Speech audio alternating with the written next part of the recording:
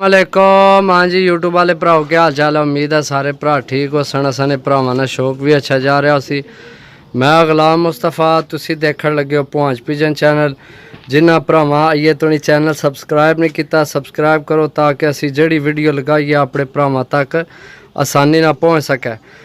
तो जनाब माशाल्लाह 2 अदद जोड़े लैके आए हैं। कीमत बड़ी मुनासिब है। जिस भरा लैने हो मर जनाब रबता कर सकना है। रबता नंबर है 0325 52 40 630 0325 52 40 630। कॉल व्हाट्सएप यही नंबर है। रबता करके जनाब लै सकने हो।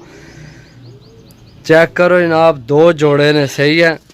जाक नर है नाल जनाब का मगर मादी है अली सही है। बहुत अच्छी मादी है।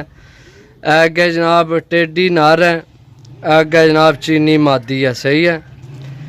तो जनाब इन्हों की कीमत है दोवां जोड़िया की 6500 रुपया यानी कि 3250 रुपया जनाब एक जोड़े की कीमत है।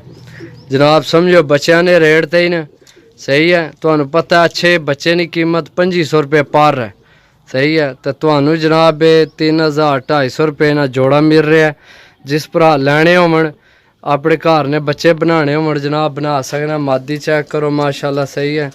ए नर चेक करो ए मादी चेक करो सही है। तो चैनल की लाजमी सबसक्राइब करा करो ताकि असी जड़ी वीडियो लगाइए भरावां तक आसानी ना पहुँच सके। मिल अगली वीडियो तब तक इजाज़त दो। अल्लाह सोने ने वाला अल्लाह हाफिज़।